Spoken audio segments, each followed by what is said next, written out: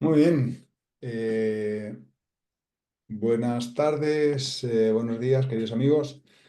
Hoy tenemos aquí a Marcos Orozco, que es un profesional de México que ha liderado la segunda edición del Bademecum en dirección de proyectos y vamos a tener esta suerte de poder conocer en qué consiste esta metodología. Y bueno, vamos a conversar unos minutos para descubrirla y ver qué tiene de interés, ¿no? Marcos y yo nos conocemos, estábamos hablando antes de empezar la grabación hace 15 20 años. Hemos colaborado en distintas cuestiones relacionadas siempre con el Project Management en la distancia, porque realmente, Marcos, en persona no hemos coincidido todavía. Tendremos que ir a México o tendrás que venir a España. A España, sí. Bueno, a ver si tenemos la oportunidad de darnos un abrazo en algún momento. Espero que sea pronto, ¿no? Os presento a Marcos. Gracias a esta entrevista he tenido oportunidad de conocer su impresionante currículum.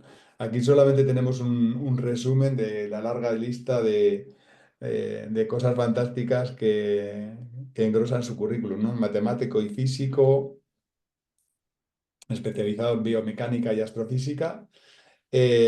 ¿Cuántos años tienes de experiencia? Más de 30 años, ¿no? En el mundo de la gestión de proyectos, ¿verdad? Sí, Presidente del ya. Instituto Mexicano, sí, Sí, ya como más de 30, 30 ¿no? años más de 30 años en proyectos y ya con el instituto llevamos unos 15. ¡Wow! Madre mía. Claro, si es que así lucen las canas, ¿no? Hablamos ya de décadas, más que de años, ¿verdad, Marcos? Como veis aquí, Sí, presidente del sí. Instituto Mexicano de Dirección de Proyectos, presidente del Subcomité de Dirección de Proyectos, Programas y Portafolios del Comité Técnico de Normalización Nacional de Industrias Diversas en la Secretaría de Economía, presidente de la Comisión de Normas, Competitividad e Innovación del Consejo Empresarial Mexicano, director general en bufete de consultoría tecnológica, profesor invitado en muchas universidades, voluntario de distintas organizaciones del ámbito de dirección de proyectos donde hemos coincidido, ¿verdad? Principalmente en el PMI y en P3 Express, consultor, bueno, un currículum extraordinario que justifica sobradamente pues el que estemos aquí hablando con Marcos, ¿no? En cualquier caso, hoy el motivo de la conversación, como ya he dicho, es descubrir este Vademecum en dirección de proyectos que creo se ha publicado ya, está ya liberada la segunda edición. Tenemos un poquito de retraso. Queríamos liberarlo hace unos 10 días aproximadamente. Ahorita la fecha nueva es para este próximo lunes, precisamente. Bueno, Ya estábamos listos y como siempre, no contenidos, sino temas, detalles de edición y de ortografía, los que dijeron, bueno, a ujú, ver, dale otra vez la revisada. Pero esperemos que ya este lunes o martes ya esté liberado al público. estupendo. Bueno, mientras esté dentro de las holguras permitidas, ¿verdad? De En el proyecto, plazo del proyecto, no pasa nada. exactamente. Al fin y al cabo, la segunda edición no deja de ser un proyecto, ¿no? Desde que me compartiste hace ya como, ¿cuánto? Hace un año o así, me contactaste, dijiste, Ángel, a ver si te apetece colaborar. ¿Cuándo se inició esta segunda edición? Hace un año aproximadamente sí platicamos. Ujú, Y que por cierto, el tema con el que estuvimos platicando, entre los varios que platicamos, pues fue un tema importante que ha llamado la atención también en otros lares. Este, el tema de la demanda y capacidad es es verdad. un tema Ujú. que no está muy bien, vamos, llama la atención. Es un tema novedoso en cuanto a la visión que se le tiene, pero no muchos habían percatado. Pero en cuanto empiezan a escucharlo, todos dicen, sí, sí, es cierto, todos caemos en eso. Efectivamente, estuvimos hablando sobre gestión de la demanda y gestión de la capacidad, ese gran olvidado de la gestión de los portafolios, ¿no? Más Sí, que sí, nada sí. porque no se hacen. No se hacen y es digo, tú te dedicas también igual que yo a la consultoría y manejo de proyectos y es un problema que hemos visto en ambos lados. Clientes que piden Ujú. y piden proyectos y después los cortan o los aplazan porque no tenían el presupuesto, porque no vieron o no previeron a futuro lo que iban a tener o lo que iban a necesitar. Y muchos proveedores que estamos ofreciendo por todos lados y luego no tenemos capacidad de dar atención a todos los clientes inclusive dentro de un solo proyecto por no encontrar los recursos. Entonces tenemos un problema en el diseño de la capacidad que tenemos para dar respuesta. Ujú. Marcos, cuéntanos, ¿cuál es tu papel en esta segunda y quizás también en la primera edición de esta metodología de gestión de proyectos?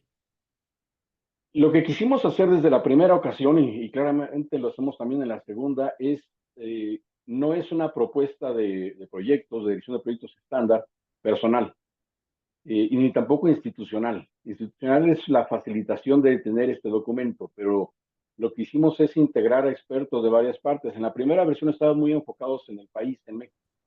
Por lo tanto, se integraron más de 100 profesionales de diversas instituciones y gente reconocida aquí en México para colaborar, y finalmente fungí yo como un coordinador de ideas, vamos a llamarlo así de alguna manera, porque ya de por sí es medio complicado tener a 100 personas reunidas y hablando al mismo tiempo o queriendo exponer sus ideas. El procedimiento que utilizamos, fue quedarme yo como un curador, le llaman también, o un coordinador de ideas, que es empezar a escucharlos a todos, empezar a encontrar los puntos de convergencia entre todos los que están participando,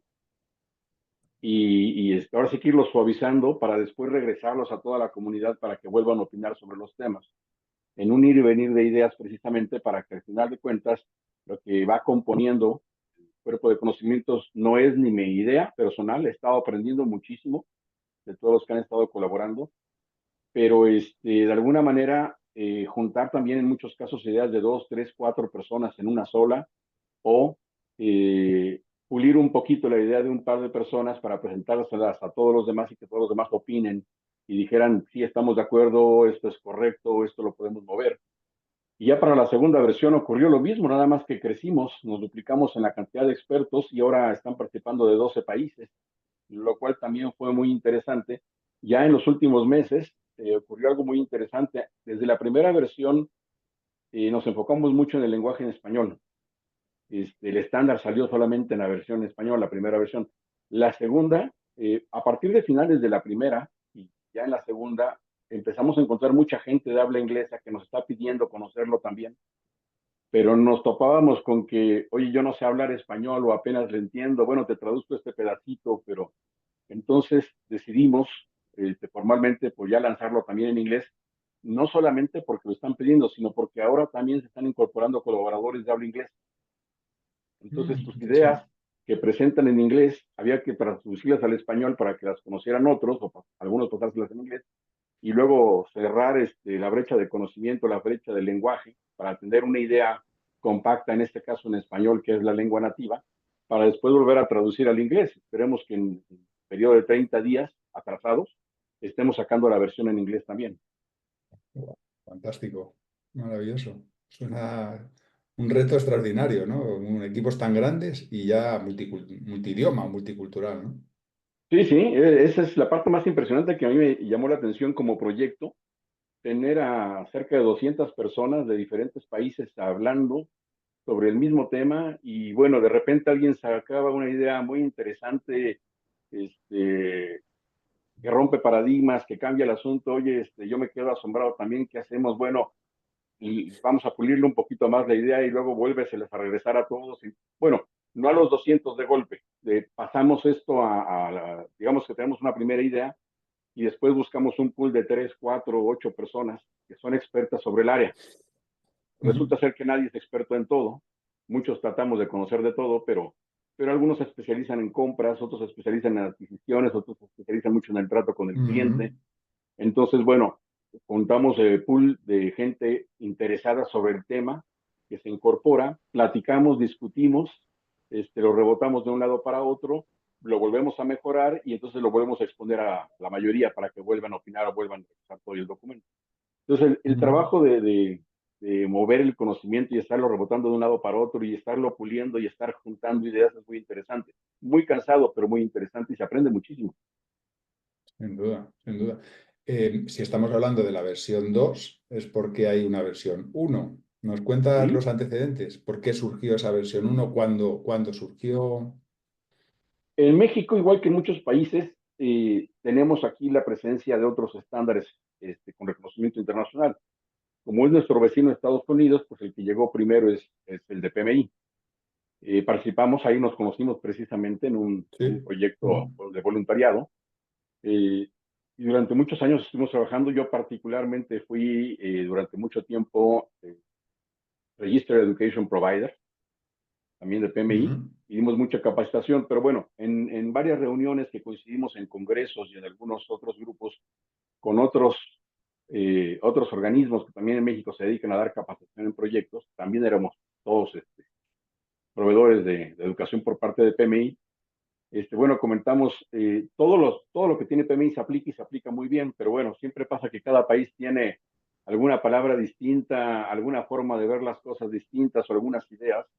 Entonces dijimos, bueno, podríamos hacer algo en México para sacar un estándar nacional, un estándar que se pudiera decir es nuestro, pero que no rompiera tampoco con lo que existe a nivel internacional. Tampoco se trata de inventar el hilo negro. Y empezamos a trabajar mucho, se dieron muchos intentos, dos, tres intentos, incluyendo a gobierno. Hubo un par de intentos directamente desde la presidencia del país para dar banderazo de salida para la creación de un estándar en México. No fructificaron mucho. El primero por temas políticos, el primer banderazo, el segundo, adelantamos a lo mejor hasta un 80% de lo que es el desarrollo del estándar bajo un organismo que se llama aquí en México CONOCER, Consejo Nacional de Normas y Certificaciones Laborales. Y llegamos Ujú. hasta el 80% porque también por razones políticas y cambio de sexenio desaparecieron la organización. Entonces nos quedamos bailando con todo el conocimiento y lo que habíamos creado, pivoteamos en varias organizaciones de gobierno, no entendían de qué se trataba. Fue muy difícil empezar a organizar todo esto hasta que dijimos, ¿sabes qué? No podemos depender de un gobierno, no podemos depender de nadie en particular. Cuando hablas de gente interesada, tenemos que sacar adelante esto de alguna manera. Y es que se crea en México el Instituto Mexicano de Dirección de Proyectos en el 2010, Ujú. con el fin principal de crear un estándar nacional. Ese es como nació, y bueno, igual que otros organismos, representar a todos los profesionales y organismos y empresas interesadas en el tema de la dirección de proyectos. Pero simultáneamente no hicimos al gobierno a un lado, seguimos trabajando con ellos, seguimos buscando hasta que el gobierno finalmente nos reconoce formalmente como el cuerpo colegiado de expertos en México para el tema de proyectos. Y en el Ujú. 2015, varios procedimientos que el mismo gobierno tiene implementados para la generación de normas, dice, tú no puedes venir como persona o como persona moral, en este caso una organización, decir, así se hacen las cosas. Una norma nacional tiene ciertas reglas, tienes que convocar a la comunidad, tiene que haber representantes de diversos sectores académicos, industriales, usuarios, y entre todos decidir esto es lo que es lo normativo o lo que es el estándar de trabajo, en este caso para proyectos, y entonces se propone el documento, se hace, se presenta a gobierno y se publica en el Diario Oficial de la Federación como una norma nacional. Hicimos todo el trabajo, hicimos una convocatoria. Nosotros esperábamos que pudiéramos tener alrededor de 20, 25 organizaciones que respondieran, porque tradicionalmente en el desarrollo normativo en México difícilmente llegaban a más de 20 organizaciones o 20 o Ujú. 30 organizaciones cuando se hacía una norma. En otros sectores, en cualquier Ujú. sector, plásticos, construcción, etcétera. Y de repente recibimos una respuesta, pensábamos que eran entre 20 y 25 y de repente llegamos en 43. Dijimos, bueno, se está reventando, a todo el mundo le interesa. Cuando cerramos la convocatoria para iniciar los trabajos, ya éramos 63 organizaciones y cada organización mandaba a uno o a dos expertos en el tema para precisamente empezar las reuniones, trabajar para el desarrollo del estándar. Entonces, por un lado, el incentivo, la idea, la organización que tuvimos para crear todo esto, tanto el instituto como el estándar, funcionó, pero por otro lado, la misma comunidad dio un respaldo fuerte y el mismo gobierno lo reconoció y entonces existe esta dualidad, vamos, tanto de la comunidad como del gobierno en respaldar este trabajo. Ujú. Seguimos trabajando, desarrollamos el estándar, el gobierno le dan una nomenclatura típica para cada gobierno, en este caso es NMX-R-091, SCFI, Secretaría de Comercio y Fomento Industrial, cuando existía aquí en México, 2016, que es cuando presentamos el documento. Procedimientos de gobierno también, se hace una presentación pública, la comunidad, cualquier persona puede opinar al respecto y después de cierto periodo se vuelve a republicar en el Diario Oficial de la Federación, ya para entonces fue principios del 2017, ya formalmente como una norma mexicana. Empezamos a trabajar sobre eso, empezamos a utilizarlo en muchos lados, formamos también todo el procedimiento de certificaciones también que era requerido por la misma industria. Y bueno, finalmente el gobierno también empezó a licitar requiriendo esas certificaciones, empresas empezaron a trabajarlo también, a educarse y a certificarse. Después viene un cambio de gobierno para el 2018 y bueno, otra vez ahí nos estuvo un poquito en el limbo con el nuevo gobierno, pero afortunadamente esto que habíamos hecho en México empieza a crecer y el gobierno, uno de los primeros comentarios que tuvo es que el gobierno de Perú solicitó capacitación para su personal bajo el estándar de Estados Unidos y o el estándar de México. Y dijimos, bueno, afortunadamente estamos pasando las puertas del país y eso llena un poquito de orgullo. No es aquí entre amigos y entre cuates, sino bueno, hay terceros que están reconociendo que hay un trabajo interesante aquí. Y esto siguió creciendo a lo largo de los siguientes años, incorporando cada vez gente de más de otros países interesados en ver lo que estábamos haciendo, porque rompimos algunos paradigmas que estaban con los estándares internacionales. En aquella época, estoy hablando del 2017, fuimos el primer estándar en el mundo que reconoció la sustentabilidad como un tema opcional en proyectos. No es, hago proyectos y si quiero poder hacerlos sustentables y qué hago para poderlos hacer sustentables y son temas aparte. Existe, por ejemplo, el caso de de P5, me parece que es ahorita el estándar de Project Management. ¿Cuál? Es una organización americana dedicada a la sustentabilidad en proyectos. Eh, Green Project Green, Management, que lo acaba de Green adquirir Project lo Management. acaba de adquirir Green, el PMI. Green Project Management. Tiene un Sí, estándar que se llama P5, que es una serie de sí, conocimientos sobre sí, sí. sustentabilidad que se montan encima de cualquier otro estándar de proyectos. Eso es. Bueno, el de nosotros ya no necesitaba ningún adicional que se le montara, porque ya tenía dentro el tema de proyectos. También reconocimos algunos casos interesantes desde el 2015, por ejemplo, el área de conocimiento de costos. Dijimos, no solamente pueden ser costos, porque hay muchos proyectos en los cuales te autofinancias del mismo proyecto o juegas con el dinero, entonces es un tema de finanzas. Entonces el área de costos lo subimos al tema de finanzas. PMI lo acaba de hacer también ya con la versión Sí, 7 y con la versión 8 lo con está la presentando 8 así. con Entonces, la bueno, octava, ahí, sí. ahí nos adelantamos en ese sentido también. Entonces, bueno, ese tipo de cambios de paradigma que estábamos metiendo llamaron mucho la atención en otros países y se empezó a incorporar gente a apoyar y bueno, como todo pasa, pues ya estábamos pensando en la creación de la versión 2 desde hace algunos años y bueno, empezamos a trabajar sobre esto precisamente y bueno, formalmente tenemos profesionales ya de 12, 13 países que están incorporados y eso nos llena de orgullo porque bueno, es algo que está funcionando y es algo que está llamando la atención. Ujú.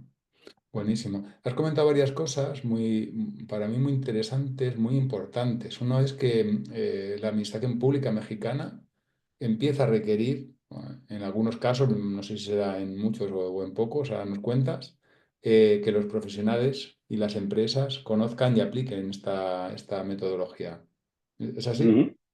Sí, sí, sí. En su momento, tal vez no ahorita, no he revisado, pero en su momento España, por ejemplo, también sacó por esa época la versión española basada en la ISO 21500.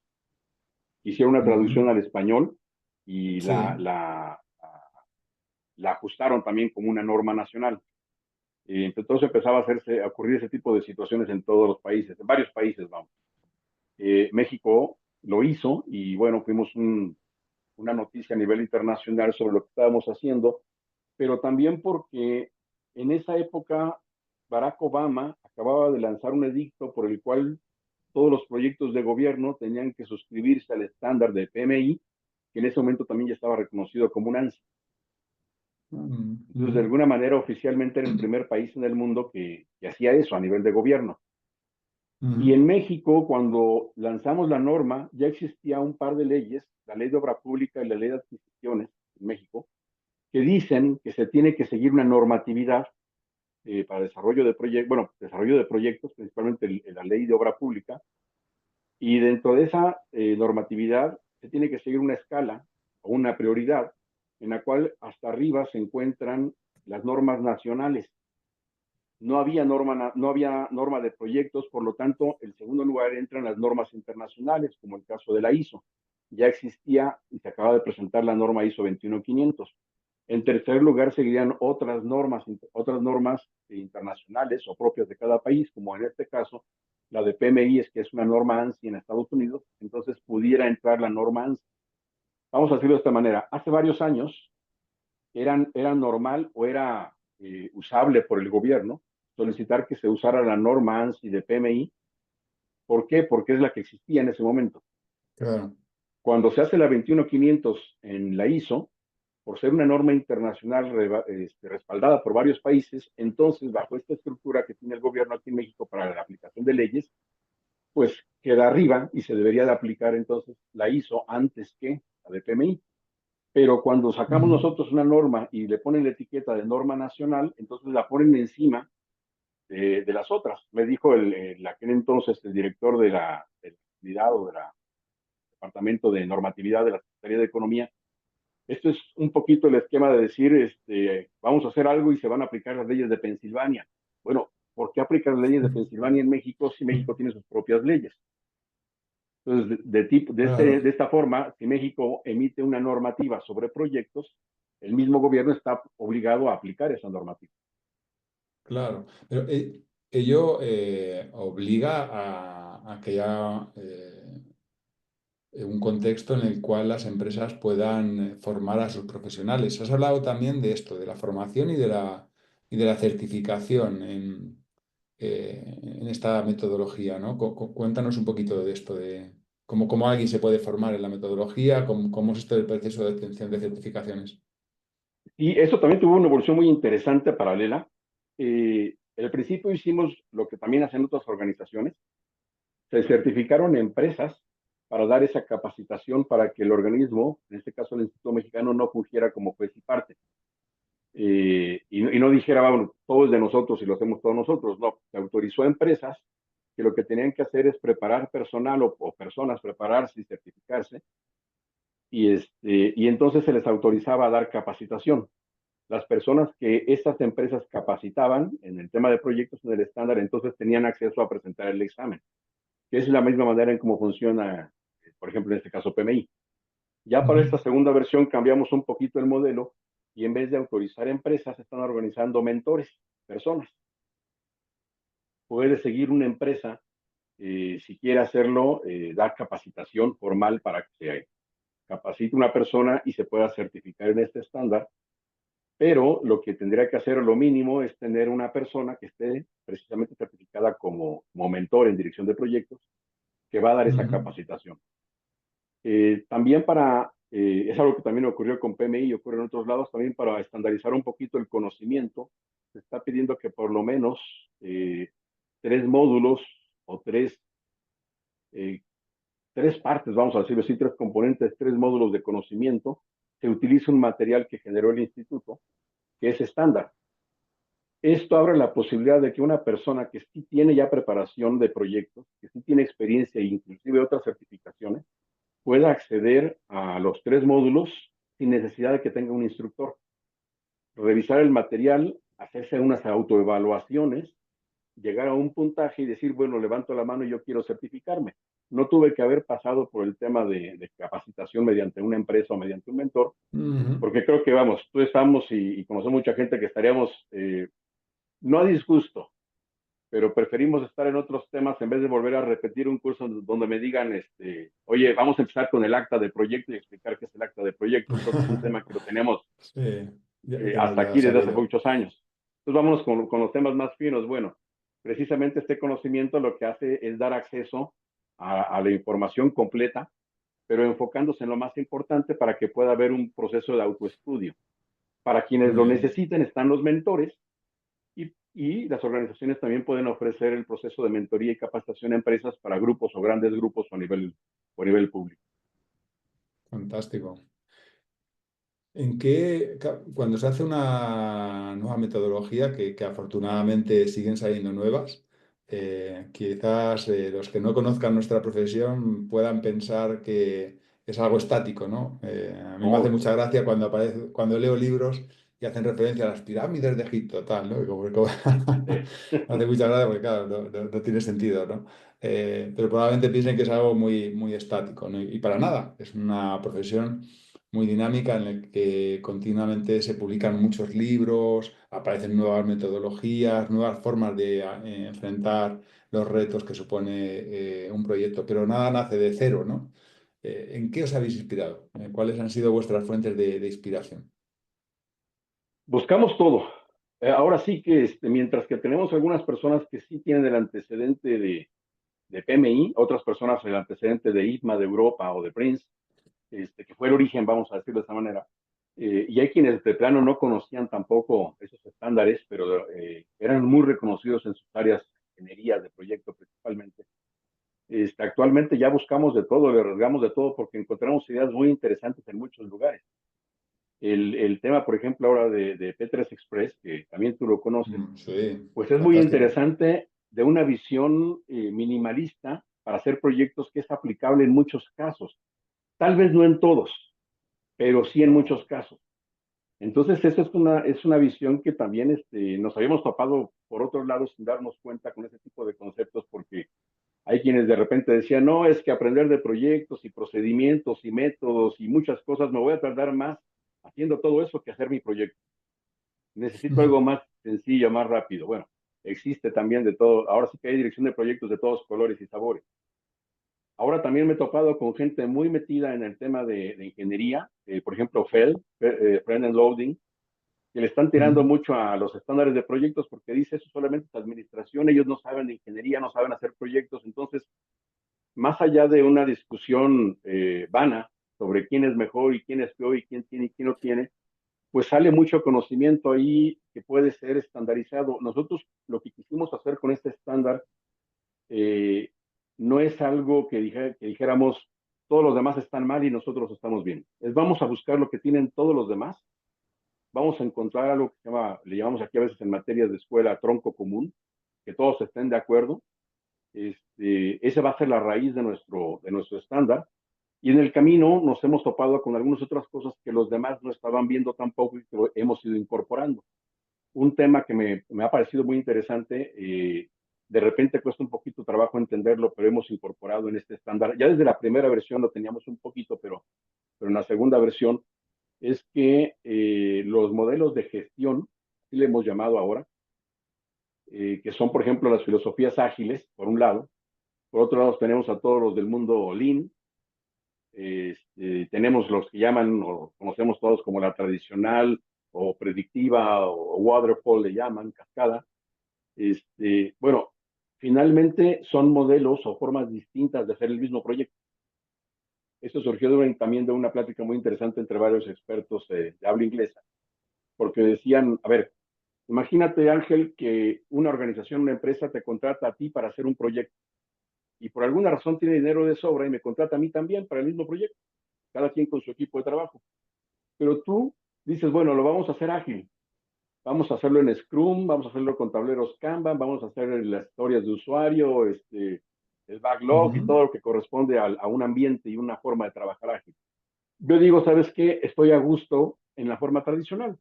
Desarrollo mi estructura, mi flujo de información y de datos, manejo mi proyecto, a lo mejor tengo 2 o 3 entregables intermedios, pero lo importante está al final, tú tienes entregables continuos o entregables cada mes. Es muy probable, en muchos casos, que tu proyecto sea exitoso y el mío también. Entonces, ¿cuál es la diferencia? La diferencia es la forma en la que se gestó el proyecto y se manejó. No que por hacerlo de una manera o de otra manera uno sea riesgoso, uno sea fracaso y otro sea éxito. Entonces, el proyecto no existe. Aquí es la frase que me gustó mucho que encontramos. no existen proyectos ágiles, no existen proyectos Lean, no existen proyectos tradicionales. Encontramos que no existen proyectos Six Sigma, no existen proyectos Kaizen, empezamos a encontrar otros modelos. Lo que existen son proyectos, punto. Lo que hay es diferentes formas de enfrentar el problema o de atacar el proyecto, por lo tanto, tú puedes escoger una u otra, o lo que está muy de moda ahorita, o una hibridez, juntando lo mejor de una y lo de la otra para sacar un proyecto adelante, que es lo que terminamos haciendo realmente todos. Entonces, este estándar define como herramientas, al igual que tenemos tablero Kanban o tenemos ruta crítica o tenemos la matriz de trazabilidad. Bueno, también tenemos un grupo de herramientas que se llaman modelos de gestión, donde está ágil, tradicional o predictivo, Kaizen, Kanban, Lean, Six Sigma o híbrido. Buenísimo. Tú puedes escoger el que quieras o hacer combinación entre ellas para hacer tu proyecto. Eso implica que cuando en el estándar se dice, sabes que todos los proyectos requieren tener un cronograma, pues no es enfocado a que, oye, este modelo, los Lean no hacen cronogramas y los tradicionales sí hacen cronogramas. No, todos necesitan cronogramas. ¿Cómo llegan a él y cómo lo hacen? Eso es otro asunto. Pero todos necesitan un cronograma. Entonces el estándar está enfocado en lo que todos necesitan independientemente del modelo, pero reconoce que hay modelos que te sirven más para unas cosas que para otras, dependiendo del tipo de proyecto, del ambiente en el que estás involucrado, de la experiencia del director de proyecto, un poquito del criterio que has formado. Y bueno, eso nos hace una separación también con todos los demás estándares, porque están saliendo estándares enfocados a lo tradicional o sacan el mismo estándar tradicional y el estándar ágil. O ahora está muy de moda también en algunos sectores, por ejemplo, en construcción, lo que llaman Lean Construction contra la construcción Sí, muchísimo, tradicional. Eh, muchísimo. ¿Sabes qué? A veces he comentado con un par de constructores, ahorita están ustedes muy fuertes con el tema de Lean Construction. ¿Sabían que en términos generales existió Lean y después salió Ágil? Entonces todavía les falta dar el siguiente paso a Ágil Construction. Sí. Me está gustando mucho todo lo que estás comentando, porque coincide con un debate que yo mantengo en las clases, ¿no? Cuando empiezo las formaciones, lo primero que hago es definir qué es un proyecto, ¿no? Y les pregunto a los alumnos que reflexionen, porque no siempre es obvio, ¿no? Qué es un proyecto y qué no lo es, ¿no? Y entonces muchos alumnos incluyen en la definición de proyecto la forma en la que lo van a gestionar, ¿no? Esto es un proyecto porque tiene una planificación, porque tiene un cronograma, porque tiene no sé qué, ¿no? Y yo les digo, no, un proyecto es un proyecto per se, por sí mismo, independientemente de cómo se gestione, ¿no? De hecho, un proyecto gestionado caóticamente sigue siendo un proyecto. ¿Sí? Es un proyecto, pero está Es un gestionado proyecto. caóticamente y creo que todos Sí, conocemos muchos proyectos de esas características. sí. Así que me parece que habéis encontrado ahí una buena aproximación, ¿no? El proyecto lo es per se y lo que tenemos que encontrar es la forma de gestionarlo más La mejor adecuada, forma de ¿no? gestionarlo. La mejor forma de gestionarlo y vamos, reconocer que existen, porque ahí están en el mercado, hay muchos que hacen proyectos ágiles y les funciona. Ah, bien, algo podemos aprender de eso, no ir en contra de eso. Y a lo mejor a ti se te Ujú. ocurre hacer un método nuevo, juntando una cosa de acá y otra, también es válido. También es válido y puede ser que funcione. Y si te funciona a ti y a otros les empieza a funcionar, bueno, ya tienes una generación con un Claro. nuevo modelo de Ujú. gestión. Pero Ujú. finalmente encontraste una forma distinta o más elaborada o distintamente elaborada para gestionar un proyecto. Ujú. Antes has hablado de varias cuestiones que me parecen relevantes. Una de ellas es la sostenibilidad. Vosotros lo decís de forma distinta, a veces.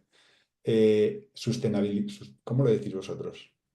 No, tenemos las dos palabras, aquí hay una confusión, es sustentable y sostenible. Ah, ujú. Inclusive por ahí me encontré un chisme, no sé si es cierto, un rumor de que el concepto de sostenibilidad se originó primero en español como sustentable, después lo traducen al inglés como sustainable y después lo retraducen al español como sostenible. Ah, Entonces aquí me, existe me esa resulta lucha, muy bueno, creíble, es muy creíble esa historia. ¿es sustentable o es sostenible? Es ambos. No nos peleemos, son sinónimos. ¿Qué cosas consideras que son las más notables por innovadoras, por diferenciables respecto a otras propuestas que tienen que tiene vuestra propuesta, ¿no? Que tiene VDP. ¿Qué En, resaltarías? Dos o tres cosas que dirías, "Mm, esto es ok, novedoso, esto lo hemos hecho nosotros por primera vez". Has la comentado antes primera, algunas, ¿eh? sí, sí. Como ahorita que acabas de comentar el tema de sostenibilidad, una de la primera versión, lo que dijimos es, bueno, si quieres hacer un proyecto sustentable, sostenible, esas son las opciones que podrías incorporar en tu proyecto. Eso fue la primera versión.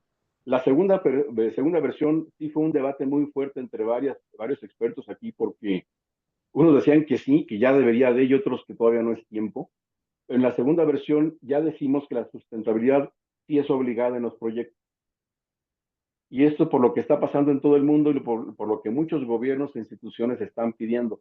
Fíjate que ahí en Europa yo me topé con algo muy interesante en Italia en un viaje que tuve hace tiempo, hace varios años, porque cuando fui al súper, a la tienda, me topé con un refresco de una marca muy conocida, Fanta, creo que se llama, pero Anda. cuando vi todos los refrescos, me llamó la atención que dentro tenían como basurilla o bagazo, le llamamos aquí un poquito, y me acerco a ver todo eso, digo, si están echados a perder o porque están aquí, y resulta ser que eran residuos de naranja, porque hay una ley que dice que tú no puedes, es lo que me explicaron a mí, tú no puedes vender un refresco que diga de naranja sin que tenga naranja.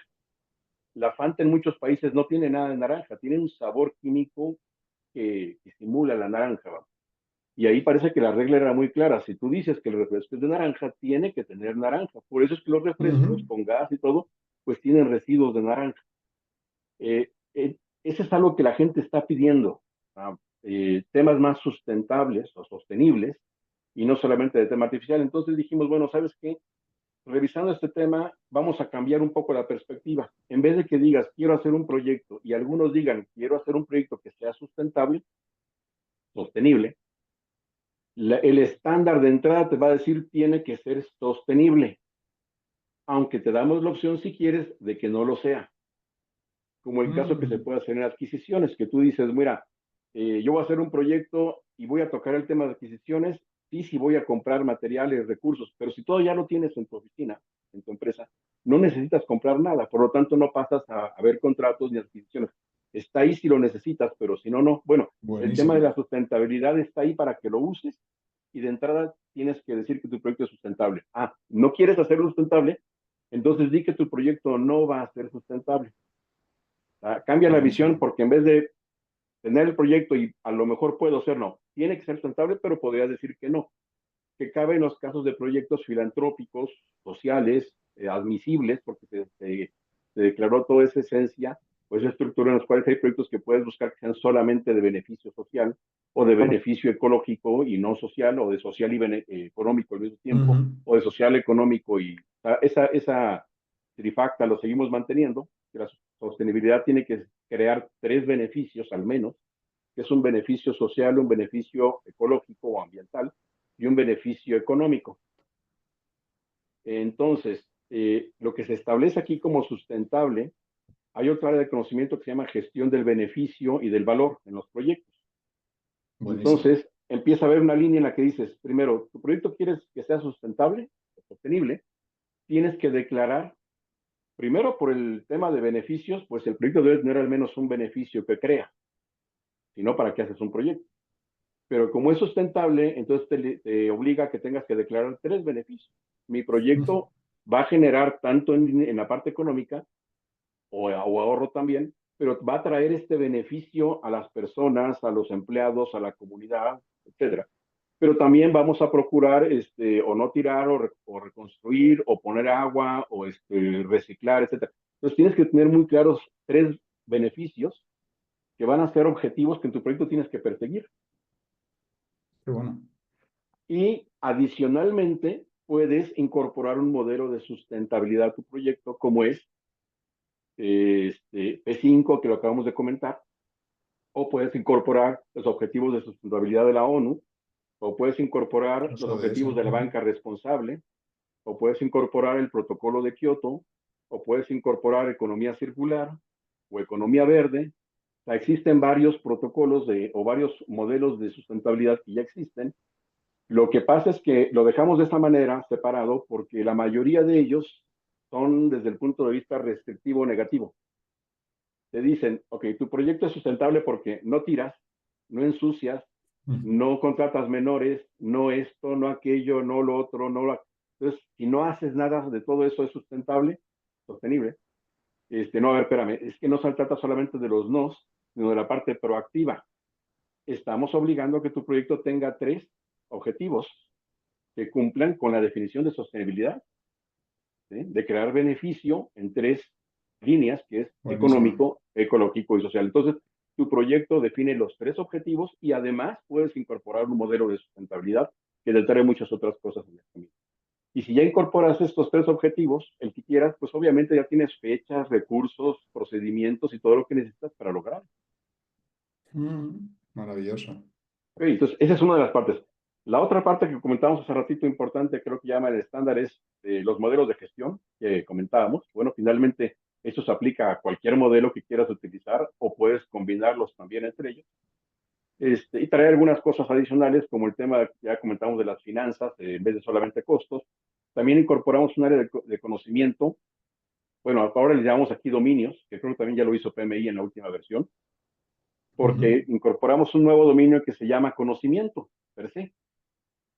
Y es que todos los proyectos ya generan mucha información. Los conocemos, los que estamos muy metidos en el área de tecnología de información. O sea, la cantidad de documentos, de Ujú. programas, de datos, de videos, empiezas a tener, además de todo lo que tienes que manejar en el proyecto, tienes que tener una mirada en lo que es, pues, dónde almacenas la información, cómo la catalogas, cómo la clasificas, qué es cierto, qué no es cierto, quién es titular de esa información, derechos autorales, derechos industriales, la puedes recapitalizar y utilizar la información per se, el conocimiento, ¿sí? ¿Cómo generas, además de tus proyectos, de tus objetivos, generas también conocimiento o una base de conocimientos que puedes ir explotando según vas creciendo como empresa, como individuo? Entonces tienes todo un área ahí muy interesante en la cual tienes que dedicarte a ver qué haces con todo la manejo de información, datos, conocimiento que te genera un proyecto. Pero además tiene otra perspectiva muy interesante que vimos también, tanto en ejemplos como en clases, como en evaluaciones, y es que, por ejemplo, alguien me comentaba, y es un ejemplo muy interesante, cuando haces una evaluación de los interesados del proyecto, vale la pena que en algunos casos digas, bueno, mi cliente o esta persona es muy quisquillosa con el tema de la ortografía. Entonces, casi casi anda con su, decimos aquí en mi casa, anda con su bicolor, lápiz de 2 colores aquí como en las primarias, para que en cuanto le entregues un reporte, te lo saca y empieza a corregirte los acentos y las comas. Entonces, bueno, si sabes que tu cliente es así, entonces vale la pena, y si el proyecto es importante, que tengas a alguien dedicado a revisar ortografía y sintaxis de los documentos que estás emitiendo. Pero bueno, tú eso en el análisis de los interesados dices, bueno, tengo una persona con esas características y pues hay que apapacharlo, hay que tratarlo bien, etc. Ese documento es público, se tiene que entregar a mis jefes, se tiene que dar de conocer a todos. No, a ver, espérame. De entrada encontramos que toda la documentación que se genera, conocimiento y documentación que se genera dentro de un proyecto es propiedad del director de proyecto exclusivamente, punto. Segundo nivel, hay información que se debe de hacer pública al equipo del proyecto, a nadie más. Riesgos, algunas estrategias, algunas cosas más que luego un cliente se puede asustar si no las entiende o las malinterpreta. Entonces hay información que del director del proyecto se amplía hacia el equipo de trabajo. Y luego hay otra información que puede salir hacia los clientes o a los proveedores, pero no hacerse público a toda la comunidad o no en la forma de. Y hay información que sí, de plano, tiene que ser transparente para todo el mundo. Entonces, a veces el mismo documento de información se convierte en diferente lenguaje o se acota o se amplía dependiendo hacia dónde va. Entonces, todo esto le llamamos gestión documental y pertenece al tema de la gestión de conocimiento.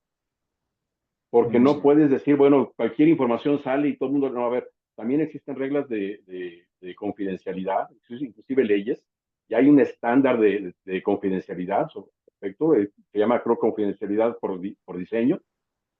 Entonces tenemos temas de confidencialidad, temas de privacidad de la información, más que nada si son temas personales, y temas de transparencia, que los obliga también la ley y la misma comunidad a veces económica, o las empresas, como en el caso de compañías que están en la bolsa.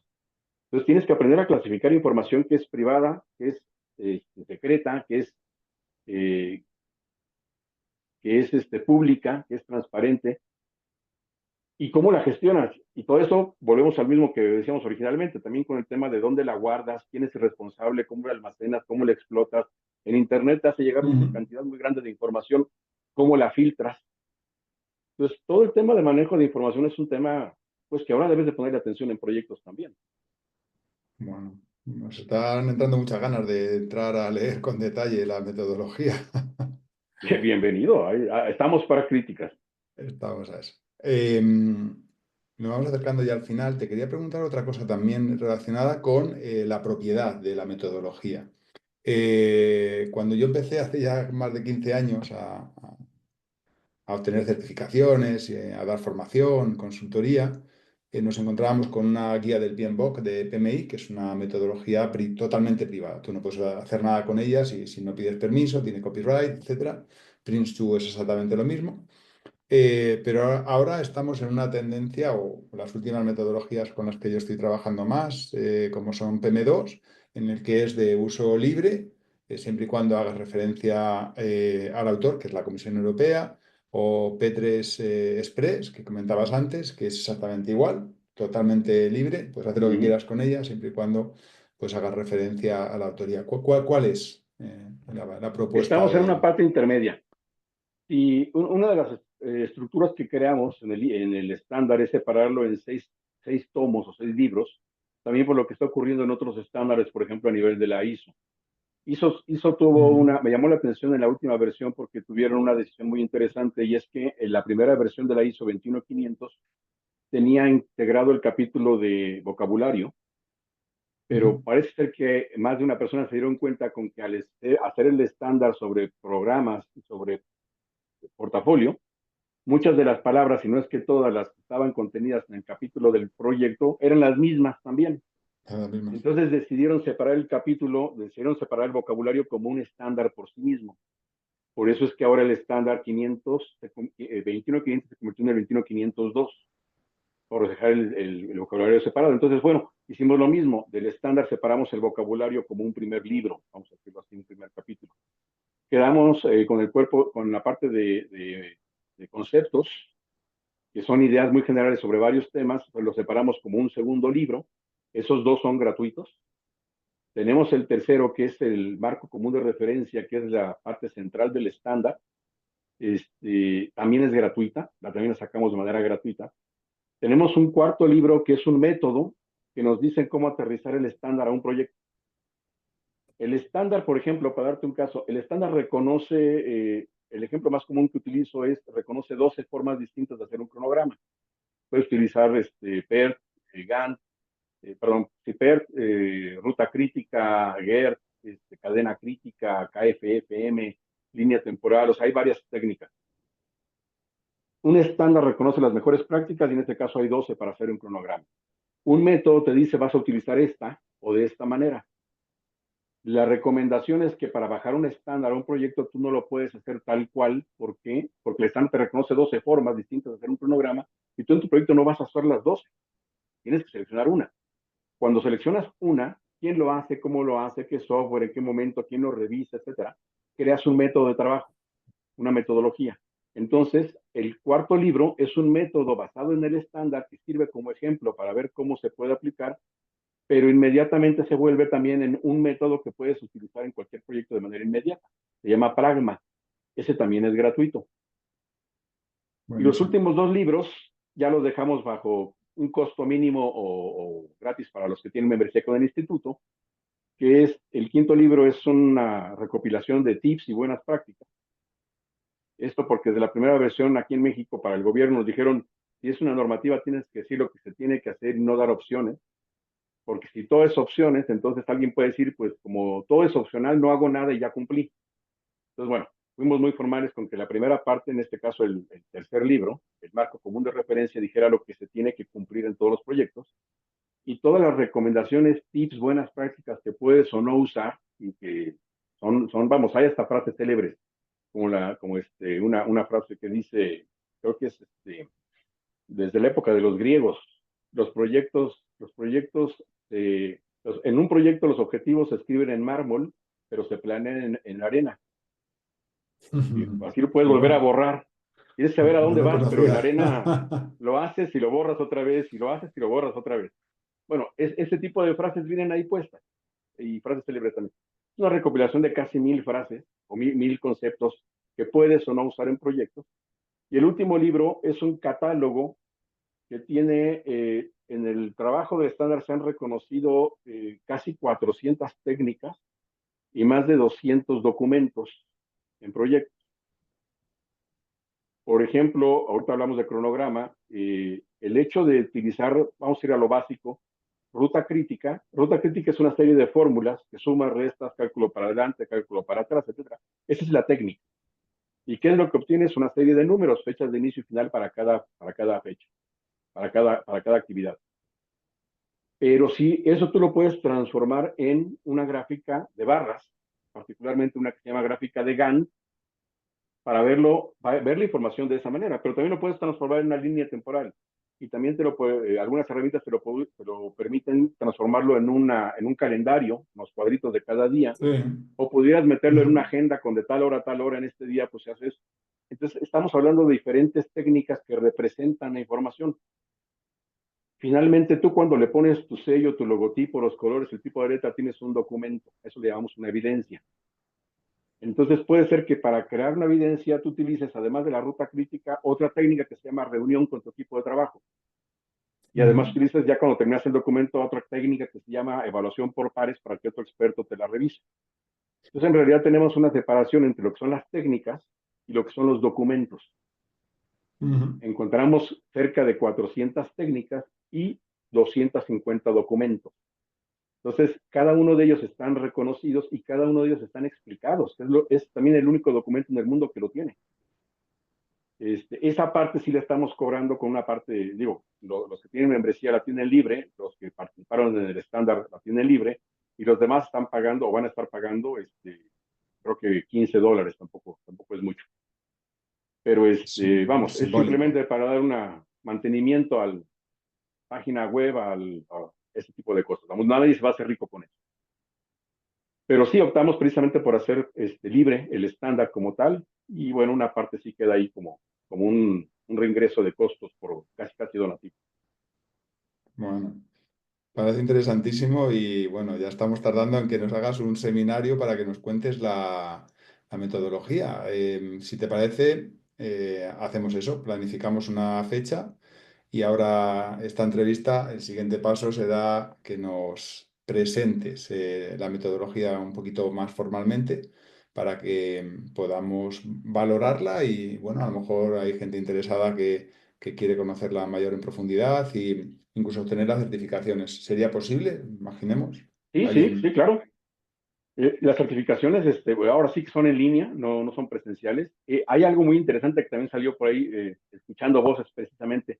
Una organización grande aquí en México, en el sector petrolero, me dijo, oye, necesito que me garantices un poquito a la gente certificada porque me ha llegado gente con certificaciones, el documento que dice que sabe para proyectos y de proyectos no sabe nada. Y es que resulta ser que hay gente muy buena para estudiar y para presentar un examen. Inclusive Claro. hay muchos que dan cursos de aprende a contestar un examen. Y encontramos que el examen de certificación incorpora un examen oral de 5 a 10 minutos, que es lo que aquí en México le llamamos la jerga, el lenguaje. Mm. Si yo te pregunto a ti, Ángel, oye, ¿cuál es tu edad? ¿En dónde estudiaste? ¿Qué comida te gusta? Son cosas que puedes responder rápido porque es parte de tu forma de ser, es información que tú tienes a la mano, vamos. No la estudiaste, es parte de ti. Bueno, cuando tú estás en una plática entre médicos, utilizan sus términos. Cuando estás en una plática entre ingenieros civiles, utilizan su vocabulario también. Bueno, aquí en este examen de 5 o 10 minutos se hacen 50 preguntas para contestar en 2 o 3 segundos, que lo que estoy evaluando es precisamente la jerga de cómo conoce las palabras de proyectos para decir, bueno, no es una persona que se dedicó a estudiar durante 3 meses el libro y contesta el examen. Es una persona que se dedica a proyectos y sabe de proyectos. Es parte de su vida hacer proyectos. Entonces fue muy interesante encontrar este examen en el cual, digo, creo que si te pregunto, oye, ¿qué es WS o qué es acta o cuántas áreas de conocimiento? Son cosas que contestas casi de memoria, vamos, ya te las sabes. De eso se trata precisamente esa parte del examen. Entonces, estamos garantizando o buscando precisamente garantizar con los exámenes que están seriados, por cierto, son varias certificaciones, aquí sí son seriadas, que no ocurre también en ningún otro lado.